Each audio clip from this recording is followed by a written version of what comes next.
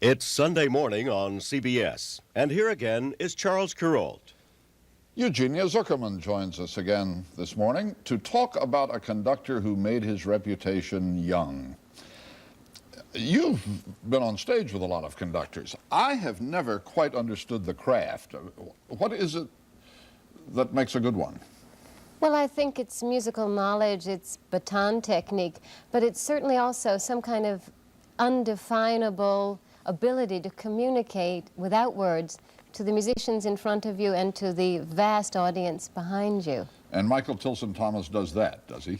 He does. He has a kind of abundant magic, I think. He's a dashing figure. He has a voracious mind, enormous musical ability, terrific pianist, and he has the kind of endless enthusiasm. It seems as if he's always rediscovering the music. Makes me remember a time this summer I heard him do Beethoven's Fifth at the Hollywood Bowl with the Los Angeles. And afterwards at a party he came up to me and he said, "Beethoven's Fifth, do you know what it's about?" And I said, "No." And he said, "Well, it goes from C minor, sad key, to C major. It's about Beethoven's psychological journey from key to key. And the quiet at the coda at the very end after that long harangue, that's Beethoven touching you on the arm and saying, 'Here, this is what I really meant to say.'" It's a lovely story. It means he's thought a lot about Beethoven's Fifth. And keeps thinking about it and keeps discovering it and rediscovering it. He seemed to come upon the stage full-blown. What was his background? He comes from a wonderful theatrical family. His grandparents were Boris and Bessie Tomaszewski, who founded the Yiddish Theater, and his parents were both in the movie industry, and he was brought up in the Los Angeles, which was in the late 30s and 40s, such a rich place for the immigrants who had come over from Europe, from the artistic circles like Schoenberg and Stravinsky, who were actually living in Hollywood and working in Hollywood, and he was there to absorb this kind of atmosphere. All right. Michael Tilson Thomas, a profile by Eugenia Zuckerman.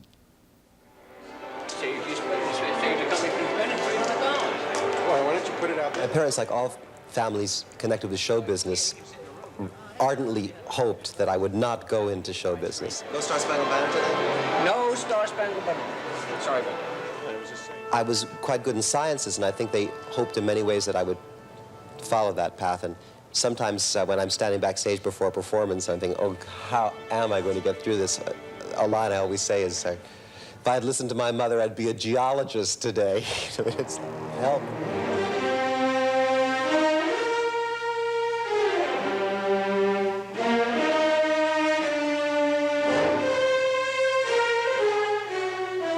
Geology's loss is music's gain. Michael Tilson Thomas is one of this country's leading conductors, commanding a repertoire that seems to cover everything.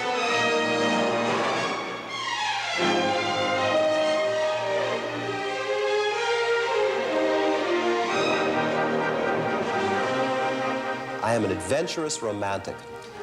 I'm interested in all kinds of things. I'm interested in experimentation. I'm interested in exploration. I'm also interested very much in tradition. And this is just the way I am. For me, there seems to be a perfectly obvious path that leads between all these different things that I do.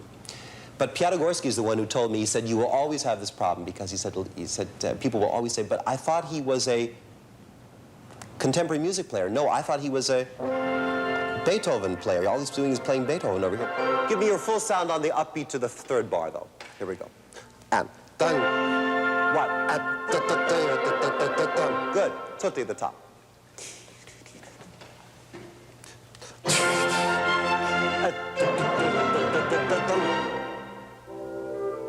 Lovely. Now, bass line. And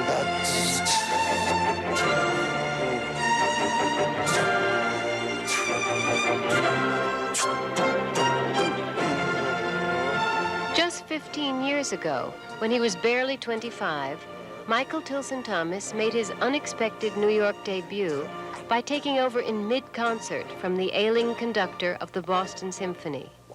He was an instant success, suddenly a celebrity. They called him the Boy Wonder, And we're still calling him that when he became director of the Buffalo Philharmonic a few years later.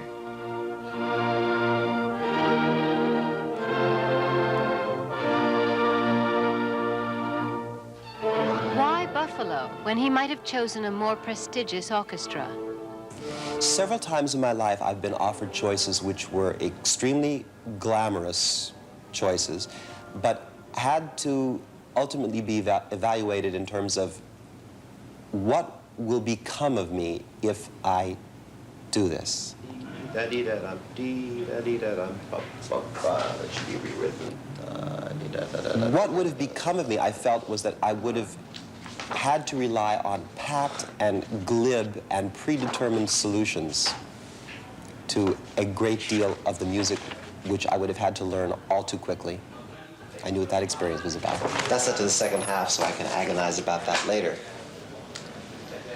You look at people who have spent their lives playing music, and many of them, you see, are very tired and very embittered or remote or distant or antagonistic, burned out, what we all know those terms. And then there are a few who are like a light. They're transfigured by the music. That is what I want to be.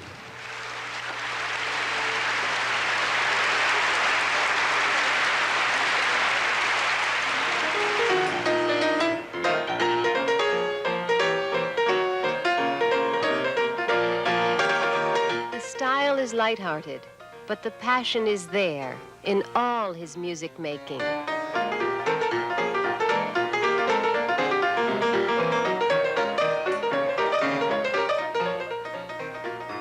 As when he plays piano for a reception at a Leonard Bernstein tribute.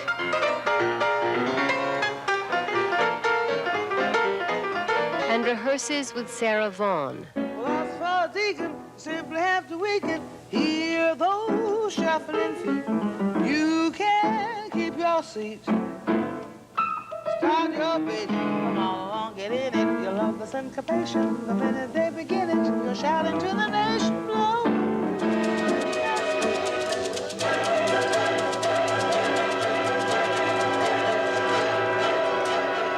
And works with the American composer Steve Reich for the world premiere of Reich's The Desert Music. Good, all right. D's through here, do a lot, do less. Don't worry about that so much. But when we come to the I perform this American music and I perform this contemporary music, and I continue to do it wherever I go because it is a mission for me. It is enormously important. Tutti!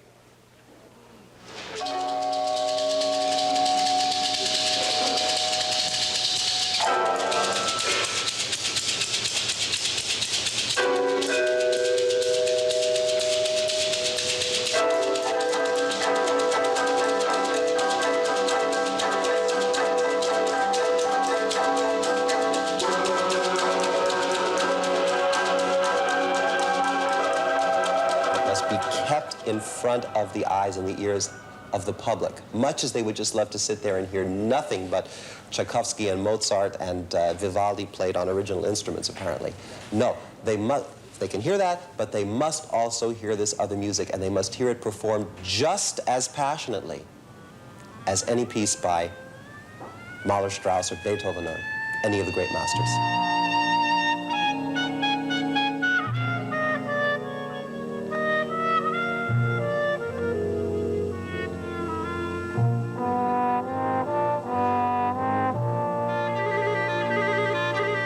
Much more of the trumpet, mezzo forte at least. Thomas's roots are the theater and music. George Gershwin was a friend of the family.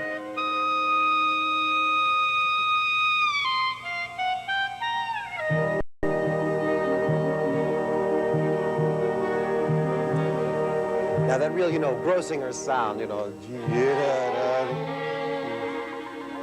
The first lesson that George Gershwin gave my father about playing the piano was he said, look at the piano and you'll notice that there are white notes and black notes. And just figure out the difference between them, and then you'll be able to make whatever kind of music you want.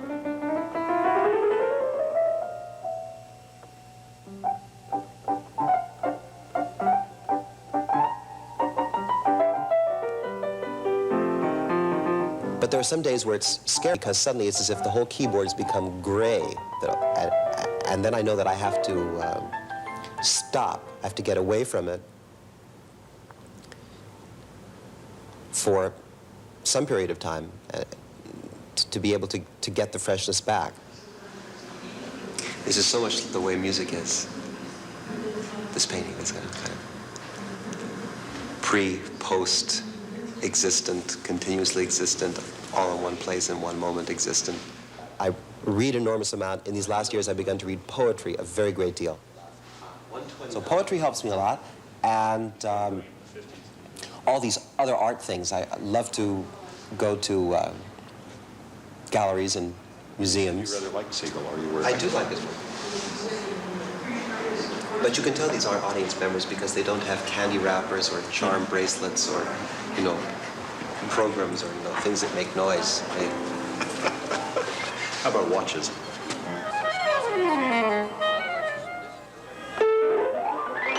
After conducting that long, you know, to be able to actually feel your hand, you really should play first and then conduct.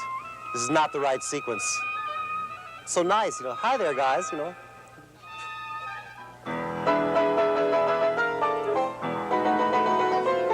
Get ready. Michael Tilson Thomas left the Buffalo Philharmonic some years ago and now serves as guest conductor with practically every major orchestra here and abroad. Much faster than what you're used to. It's He is just touching 40 and still something of a wonder. On the front edge of it, you know, on the Do you brass. see yourself Here we as go. more Give you modest the bar. now than you were in your early brash 20s? Sure. Is there... The difference, I think, was, you know, that when I was in my 20s, I was constantly saying, oh, yes, I really am modest, you know, I really... But now I believe it more. It's more true now. Well, see you tonight. See you tonight. God bless. Now I can figure out how to play this piece. Never mind. Bop, bop, bop, bop, and...